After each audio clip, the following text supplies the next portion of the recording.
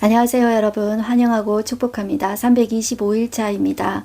오늘은 고린도 교회의 문제를 계속해서 살펴보는데요. 고린도 교회에는 영적인 은사도 많았습니다. 그런데 그 은사를 조화롭게 서로를 세워주고 교회의 덕을 세워주는 것이 아니라 서로 자기 자신을 드러내기 바빴습니다. 그러니까 혼란을 초래하고요. 다툼이 일어난 거예요. 그래서 여기에 대한 지침을 바울이 말하고 있다. 이렇게 보시면 되겠습니다. 그래서 오늘은 성령과 사랑의 은사, 은사를 중심으로 하나님의 말씀 함께 나누겠습니다. 오늘은 고린도전서 12장에서 14장까지 함께 살펴보겠습니다. 우리 먼저 기도하겠습니다. 사랑의 하나님 감사합니다. 오늘도 저희를 말씀 앞에 불러주시니 감사합니다. 하나님, 우리는 하나님이 하나 되신 것처럼 하나님은 우리 또한 하나 되기를 원하십니다. 한 몸 되기를 원하십니다. 우리가 다 다른 성품과 기질과 개성을 가지고 있지만 우리가 하나님 안에서 나를 드러내고 나를 자랑하는 것이 아니라 서로를 존중하게 여기며 하나님의 형상인 줄 알고 귀히 여길 줄 알고 서로를 하나님 대하듯이 대하고 존중히 여기고 사랑할 때 우리가 한 몸 되어서 하나님을 세상 속에서 드러낼 수 있게 됩니다. 하나님, 그런데 이 고린도 교회의 문제를 보면서 하나님 너무나도 가슴이 아픕니다. 하나님 얼마나 마음이 아프실까요? 하나님 우리 현대에 우리의 가정과 우리의 교회를 보면서도 하나님 뭐라고 하실까요? 우리는 교회 안에서 나를 드러냅니까? 하나님, 하나님의 형상인 지체들을 귀하게 여기며 약한 지체들을 더 귀하게 여기며 그들을 어떻게 도와줄까 하면서 하나님의 사랑을 드러내고 있습니까? 하나님, 우리가 우리의 자신의 모습을 또 살펴보는 시간 되어지기를 소망합니다. 이 시간에도 성령 하나님께서 우리의 눈과 귀를 열어주십시오. 예수님의 이름으로 기도드렸습니다. 아멘. 네. 자, 오늘 우리가 이제 은사에 대해서 보는데요. 이 하나님, 성령 하나님께서는 각 성도에게 다양한 은사를 주십니다. 그것은 어떤 사람이 개인이 잘나서 주는 것이 아니라 우리가 연합해서 한 몸을 이루어서 하나님이 어떤 분이신지 드러내라고 주시는 것입니다. 그래서 우리의 가정도 마찬가지고 교회도 마찬가지고 우리는 하나님 스타일로 존재하는 것이 가장 행복하고 가장 가치 있는 일입니다. 왜냐하면 하나님 그렇게 지으셨기 때문이에요. 자, 그래서 우리는 고린도전서 12장 들어가서 한번 살펴보겠습니다. 성령의 은사에 대해서 이야기하고 있는데요. 자, 12장 1절을 한번 보겠습니다. 형제들아, 신령한 것에 대하여 나는 너희가 알지 못하기를 원하지 아니하노니 너희도 알거니와 너희가 이방인으로 있을 때에 말 못하는 우상에게로 끄는 대로 끌려갔느니라. 저 말이 조금 어렵죠, 여러분들. 여기서 말하는 신령한 것은, 신령한 은사는 이제 성령의 은사를 말한다, 이렇게 보시면 돼요. 성령께서는 모든 이제 교인이 아닙니다. 교회에 다니는 사람이 아니라 모든 예수님을 믿는 사람에게 은사를 주세요. 그런데 그것은 나를 드러내고 내 자랑하라고 주는 것이 아니라요. 교회를 세우고 하나님의 영광을 드러내기 위해서 하나님이 어떤 분이신지 드러내라고 주시는 하나님의 선물이에요. 자, 그런데 요 말이 조금 어려우니까 제가 메시지 성경으로 한번 읽어드리겠습니다. 이제 나는 하나님의 영이 우리의 삶 속에서 활동하시는 다양한 방식에 대해서 이야기해 보려고 합니다. 이것은 복잡하고 종종 오해를 받기도 하는 문제이지만 나는 여러분이 반드시 제대로 알아두기를 바랍니다. 이 영적인 은사, 성령의 은사에 대해서 반드시 알아두기를 바울은 원한다는 것이죠. 자, 4절, 은사는 여러 가지나 성령은 같고, 자, 은사가 어디에서 나오냐면 한 성령님에게서 나옵니다. 원천이 성령님입니다. 5절, 직분은 여러 가지나 주는 같으며 또 사역은 여러 가지나 모든 것을 모든 사람 가운데서 이루시는 하나님은 같으니 각 사람에게 성령을 나타내시면 유익하게 하려 하심이라. 자, 유익하게 교회를 세우게 하기 위해서 주시는 거예요. 그 사람이 어떤 잘나서 그 사람을 드러내려고 하는 게 아니에요. 그런데 우리는 내가 잘나서 그런 것이다, 이렇게 우후죽순처럼 자기 자신을 자랑하고 드러내면은요 혼란에 빠지게 돼요. 그래서 다양한 은사를 이야기하고 있는데요. 8절에 어떤 사람에게는 성령으로 말미암아 지혜의 말씀을, 어떤 사람에게는 같은 성령을 따라 지식의 말씀을, 다른 사람에게는 같은 성령으로 믿음을, 어떤 사람에게는 한 성령으로 병 고치는 은사를, 자, 한 사람에게 몰빵하지 않아요. 하나님이 다 다양하게 그 사람에게 맞게 은사를 주시는 거예요. 어떤 사람에게는 능력 행함을, 어떤 사람에게는 예언함을, 어떤 사람에게는 능력 행함을 주시고, 어떤 사람에게는 영들 분별함을, 그리고 다른 사람에게는 각종 방언 말하고, 그리고 방언들 통역 말하는 이런 은사를 주셨습니다. 자, 11절, 이 모든 일은 같은 한 성령이 행하사 그의 뜻대로 각 사람에게 나누어 주시는 것이라. 네, 성령님의 뜻대로 나누어 주시는 것입니다. 자, 그런데 자, 우리가 이것이 우죽순처럼 이렇게 튀어나오면 안 돼요. 자, 그래서 그 이야기를 계속하고 있는데요. 12절, 몸은 하나인데 많은 지체가 있고 몸의 지체가 많으나 한 몸인 것과 같이 그리스도도 그러하니라. 그리스도를 머리로 해서 우리는 다 한 몸이에요. 하나의 공동체를 이루기를 원하는 거예요. 그래서 우리는 이제 연합해야 되는 것이에요. 연합해야 될 이유는 하나님 그렇게 만드신 거예요. 그게 하나님 스타일이에요. 자, 그것이 하나님께서 창조 때부터 하나님 그렇게 만드신 거예요. 자, 그렇기 때문에 우리는 그대로 따라가는 게 이 교회도 가정도 정말로 아름답게 행복하게 되는 원리라고 할 수가 있겠습니다. 자, 16절 볼게요. 18절입니다. 그러나 이제 하나님이 그 원하시는 대로 지체를 각각 몸에 두셨으니 만일 다 한 지체뿐이며 몸은 어디냐. 이제 지체는 많으나 몸은 하나라. 눈이 손들어 내가 너를 쓸데없다 하거나 또한 머리가 발들어 내가 너를 쓸데없다 하지 못하리라. 자, 우리 몸은 그래요. 한 몸은 그렇지 않습니까? 나 자신의 몸은 그런데 우리가 교회 안에서 머리 역할 하는 사람 다르고, 입 역할, 귀 역할, 그리고 손, 발 역할 하는 사람 다 다르단 말이에요. 그런데 서로를 너 부족해, 너 천해 이렇게 말하면은 다투게 되는 거예요. 그래서 25절 보실게요. 몸 가운데 분쟁이 없고 오직 여러 지체가 서로 같이 돌보게 하셨느니라. 그래서 만약 한 지체가 고통받으면 모든 지체가 함께 고통받고 한 지체가 영광을 얻으면 모든 지체가 함께 즐거워하느니라. 제가 옛날에 있잖아요. 요즘에도 그런 거 있잖아요. 그 다시 멸치 그거 한 박스 사면 한 박스 공짜로 줘요.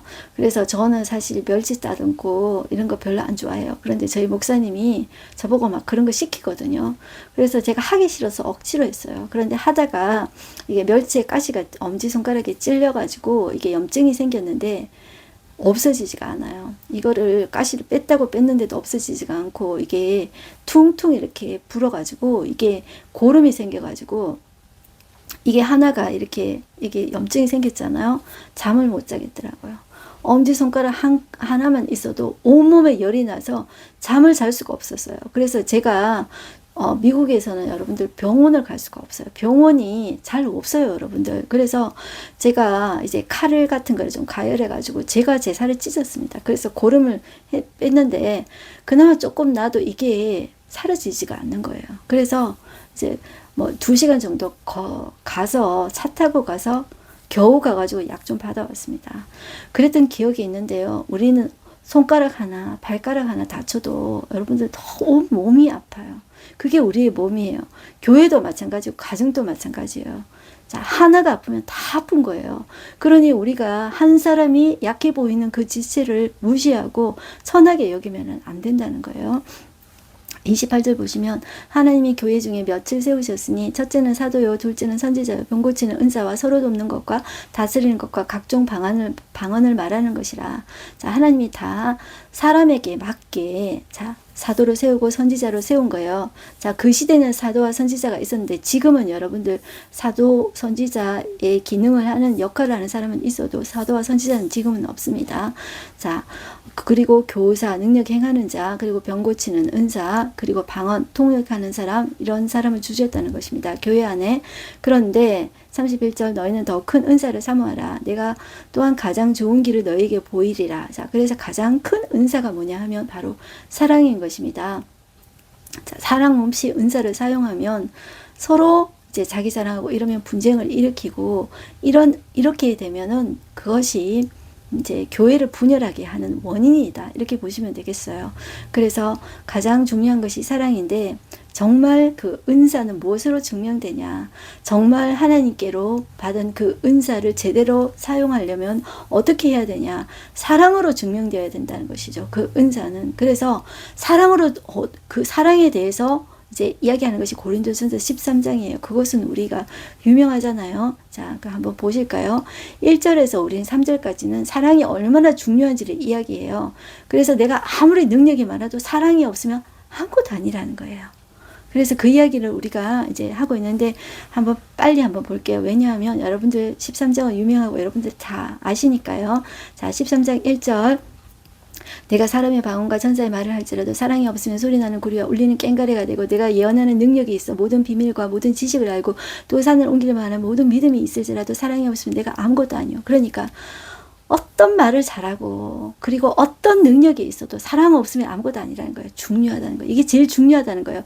은사보다 뭐가 중요하다? 사랑이 중요해요. 은사가 사랑으로 드러나지 않으면 다 분쟁의 소지가 되는 거예요. 자, 내게 있는 모든 것을 구제하고 내 몸을 불사르게 내어줄지라도 사랑이 없으면 내게 아무 유익이 없다는 거예요.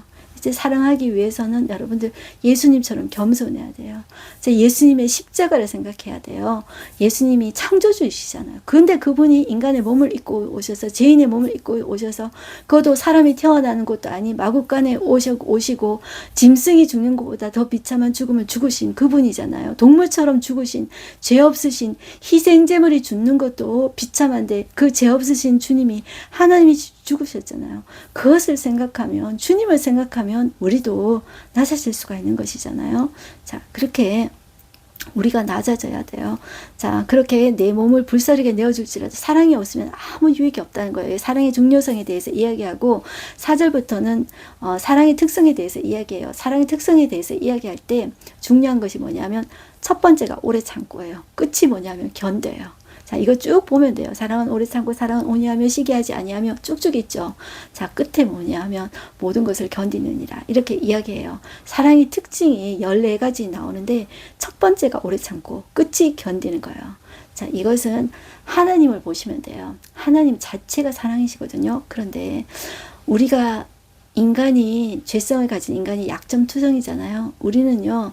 하나님은 우리의 죄에 대해서 우리의 죄성에 대해서 하나님은 오래 참으시고 하나님은 오래 견디세요. 하나님은 우리가 죄를 지었다고 해서 바로 우리를 처벌하지 않아요. 그 왜냐하면 우리가 죄를 지었다 할지라도 그것을 깨닫고 회개하기를 원하시기 때문이에요. 하나님이 벌 내리시기 전에. 그래서 바로 처벌하시지 않는다는 거예요. 자, 그래서 우리도 오래 참고 하나님처럼 견디는 것이 사랑이라는 거예요. 제가 오늘 어떤 말을 들었는데 이렇게 하더라고요. 주병진 씨가 어떤 프로에 나와서 이렇게 이야기하더라고요. 사랑이 식어지면 진짜 사랑이 시작된다. 이런 말을 하더라고요. 사람들이 사랑을 할 때 뭔가에 매력에 이끌려서 사랑을 하잖아요. 그런데 진정한 사랑은 그것이 다 지나가고 날 때 그것이 다 뭐 허물처럼 다 벗겨질 때 진정한 사랑이 시작된다. 이렇게 이야기하더라고요. 여러분들 그렇습니다. 다 우리 어떤 허물이 다 벗겨질 때 우리는 새롭게 사랑을 시작할 수가 있는 것입니다. 그러기 위해서는 이제 하나님으로부터 그런 사랑을 이제 받아야 되는 것이죠. 하나님의 사랑을 느낄 때 그것이 가능한 것입니다. 그래서 이 8절부터 이 끝부분에는 사랑이 영원하다 이렇게 이야기해요. 은사는 여러분들 페이지입니다. 예수님 다시 오시면 모든 은사, 방언, 예언 이런 은사들이 다 없어져요. 페이져요. 그렇지만 사랑은 영원하다 이렇게 이야기해요. 그렇기 때문에 가장 중요한 것이에요. 그래서 8절 보시면 사랑은 언제까지나 떨어지지 아니하되 예언도 패하고 방언도 그치고 지식도 패하리니라. 이거 왜 예언, 방언, 지식 이야기할까요? 이것 가지고 자랑하니까, 이게 드러나니까, 자꾸 이것 가지고 자랑하니까 교회가 혼란하게 되는 거예요. 자, 그래서 제일 마지막 한번 볼게요. 자, 이런 은사나 이런 것들은 부분적이에요. 그리고 어떤 한 사람에게도 하나님이 몰빵해서 다 주지 않으셨다. 어떤 사람이 예언하는 은사를 가졌다 하더라도 그게 다 100% 맞는 거 아니에요. 그러면 그 사람은 신이죠. 자, 그렇게 하나님이 은사를 주시지 않는다고 우리는 아셔야 돼요. 그런데 조금만 이렇게 드러나고 그러면 그 사람한테 확 몰리고 이런 경향이 있어요. 그래서 우리는 어떤 은사가 드러나더라도 존중은 해줘야죠. 그렇지만 우리는 말씀의 기준 앞에서 서는 것이 가장 중요해요. 그리고 비교하지 않는 것이 중요해요. 자, 13절 보실게요. 그런즉 믿음, 소망, 사랑 이 세 가지는 항상 있을 것인데 그 중에 제일은 사랑이라. 자, 이 사랑은 영원하다 이렇게 이야기하고 있어요. 그래서 은사를 검증하는 가장 좋은 방법은 그 은사를 행하는 사람이 사랑이 있느냐 그것을 보면은 된다는 것이죠. 자, 그러면서 14장에 오시면 방언과 예언의 은사를 다시 이야기하고 있습니다. 자, 왜 이럴까요? 이 고린도 교회 성도들이 이 방언과 예언을 너무 자랑하는 것이죠. 그래서 다시 이야기하고 있다. 그러면서 14장 다시 시작하면서 사랑 또 이야기합니다. 자, 이 메시지 성경에서는 사랑의 생명을 걸어라 이렇게 표현하거든요. 사랑을 추구하라. 이게 더 중요하다는 거예요. 그러면서 신령한 것들을 사모하되 특별히 예언을 하려고 하라. 자, 방언과 예언이 있는데요. 방언은 우리가 알죠. 자, 그런데 이 예언은 뭐냐 하면 여러분들 예언은 앞일을 예언하는 걸 예언이라고 생각하죠. 그런데 예언은 이런 거라고 생각하면 더 정확합니다. 여러분들 하나님의 진리, 하나님의 말씀을 선포하는 것이라고 여러분들 생각하셔야 돼요. 그래서 무슨 무당이 점쟁이가 미래일을 막 흥분돼 가지고 신내림 받아가지고 미래일을 예언한다. 이렇게 여러분들 생각하지 마시고 가장 정확한 것이 말씀을 선포하는 것이 예언의 은사다. 이렇게 생각하셔야 돼요. 자, 하나님의 말씀을 대언하는 것이다. 이렇게 보셔야 됩니다.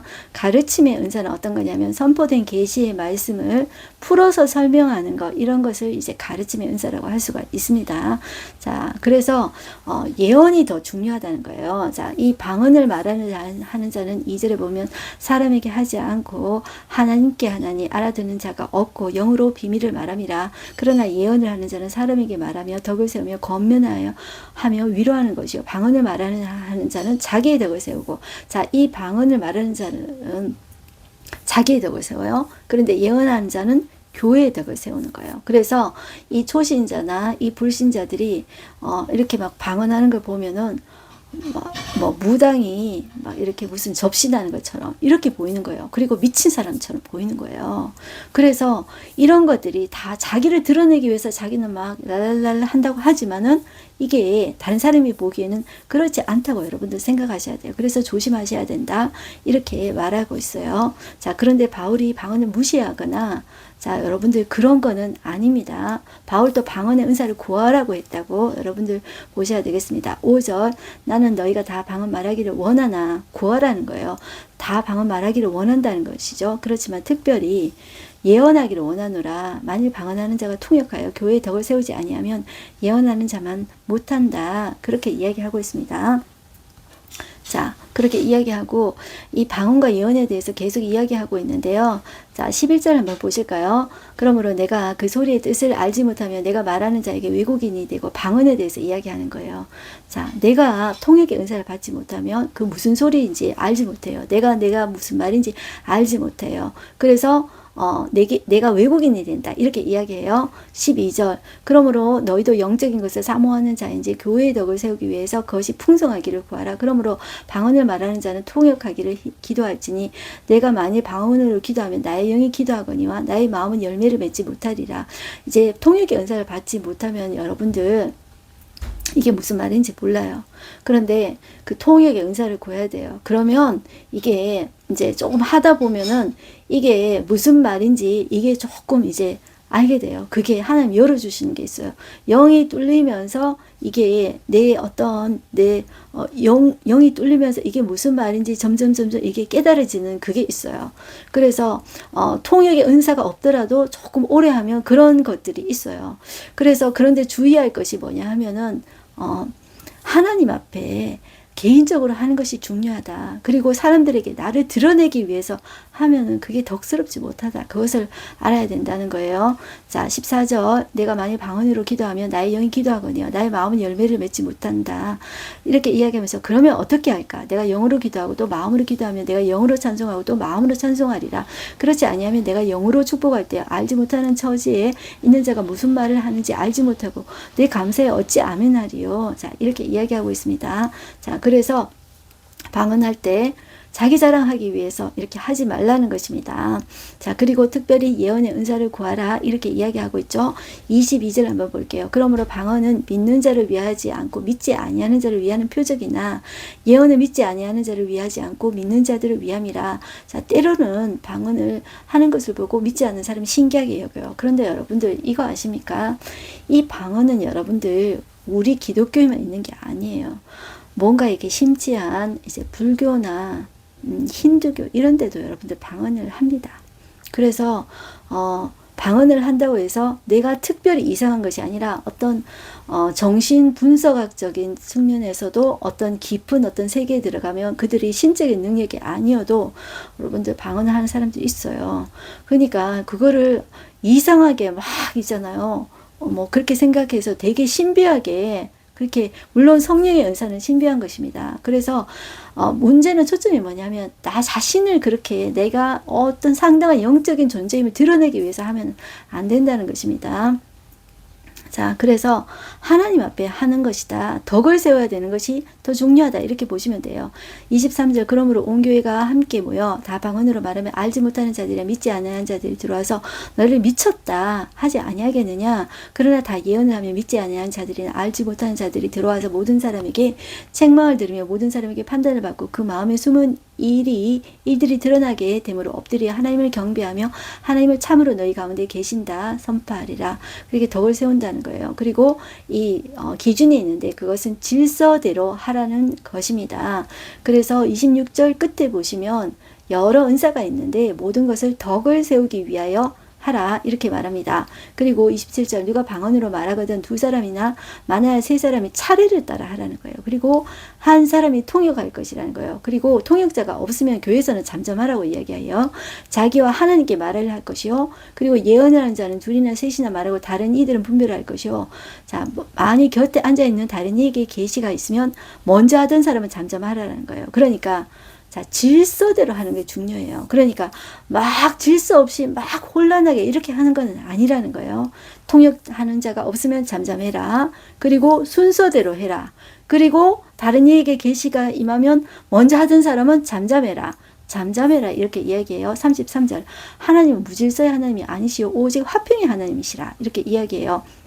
자, 그리고 또 쇼킹한 말씀이 있는데 모든 성도가 교회에서 한과 같이 34절 여자는 교회에서 잠잠하라 그들에게는 말하는 것을 허락함이 없나니 율법에 이른 것과 같이 오직 복종할 것이요 만일 무엇을 배우려거든 집에서 자기 남편에게 물을지니 여자가 교회에서 말하는 것은 부끄러운 것이라.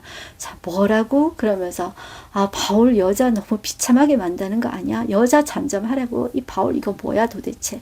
자, 우리는 이렇게 생각할 수 있는데요. 자, 우리는 이 전체적인 맥락을 보셔야 됩니다. 우리는 이 상황을 자세히 모르는데요. 자, 이거는 바울이 모든 여자 보고 한 말이 아니라고 보셔야 돼요. 자, 여기에서 35절에서 만일 무엇을 배우려거든 이 여자들은 자기 남편에게 물을지니 이렇게 이야기하죠.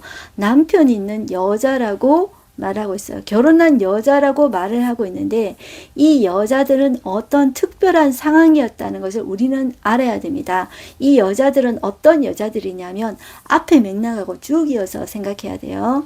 이 여자들은 교회 질서를 따르지 않고 혼란하게 예배 시간에 시끄럽게 말하는 그런 사람을 말해요. 자, 이것을 개역 개정에서는 좀 불분명하게 나와 있는데요. 자, 전체적인 맥락을 생각해서 봐야 되지만 메시지 성경으로 제가 한번 읽어드리겠습니다. 자, 어떤 여자들 보고 잠잠하라고 하는지 그 타겟을 우리는 보셔야 돼요. 메시지 성경입니다. 아내들은 귀 기울여 들어야 할 시간에 이야기하거나 집에서 남편에게 물어봐도 될 질문을 던지면서 예배를 혼란스럽게 해서는 안 됩니다. 예배 시간에 꼭 이런 사람들이 있습니다. 집에서 물어봐도 될 거, 나중에 물어봐도 될 거를 예배 시간에 시끄럽게 말을 하는 사람이 있습니다.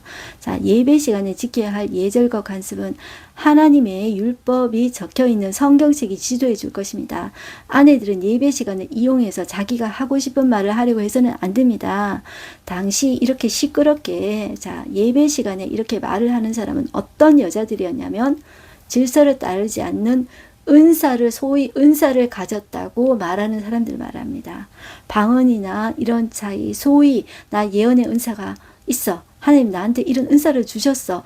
그런 이 여자들이 예배 시간에 시끄럽게 질서를 따르지 않으면서 하는 말입니다. 이 사람들에 대해서 잠잠하라 이렇게 표현하고 있다. 이렇게 보셔야 되겠습니다.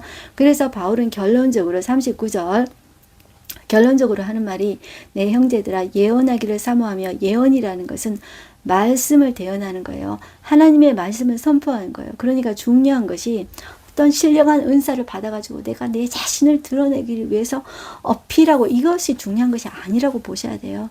말씀을 사모하고 진리를 사모하고 그 진리 가운데서 하나님이 뭐라고 말씀하시는지 그 하나님을 발견하고 그것을 겸손하게 나누는 것이 그 중요한 거예요.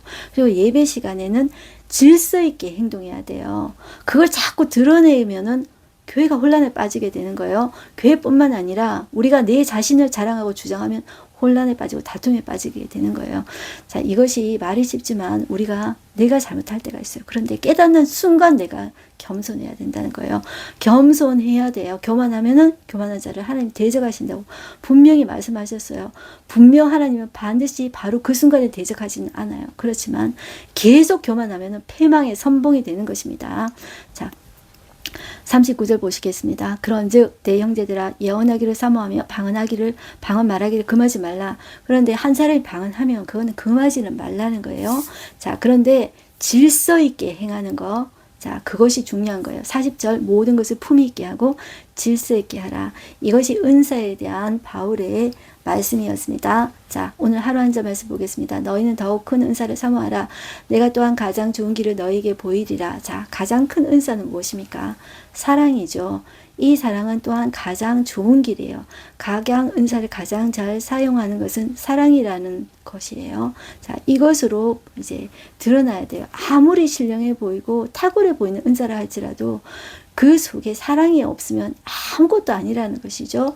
자기 자신을 과시하고 드러내고 포장하기 위해서 은사를 추구하는 것은 이것은 바른 것이 아니에요.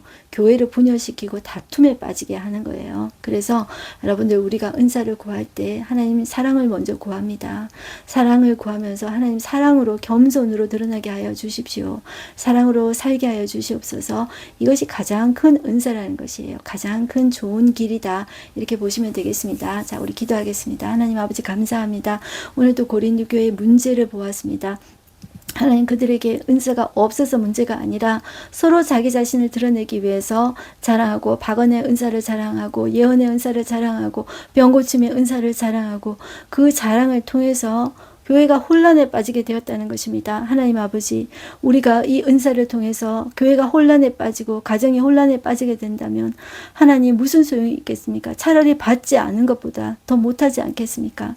하나님 우리가 하나님의 은사를 사모하되 사랑으로 드러나게 해주십시고 주님이 우리를 섬기신 것처럼 겸손으로 드러나게 해주시고 주님을 드러내고 약한 지체를 돌보고 드러내며 도와주며 예수님의 사랑을 드러내는 우리가 되게 하여 주시옵소서. 그리하여서 교회를 세우는 우리가 되게 하여 주시옵소서. 우리를 통하여서 하나님이 어떤 분이신지를 드러내게 하여 주시옵소서. 그것이 하나님께서 창조 때부터 만드신 하나님의 원리였습니다.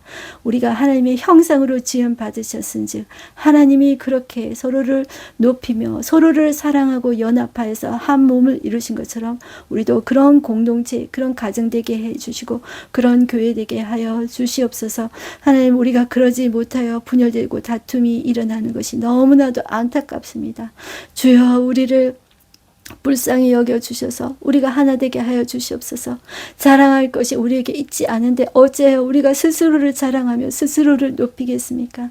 하나님 아버지 우리가 예수님을 생각하며 우리 스스로 낮아지며 겸손하게 서로를 귀하게 여길 줄 아는 공동체 되어질 수 있도록 하나님 역사해 주시옵소서. 예수님의 이름으로 기도드렸습니다. 아멘.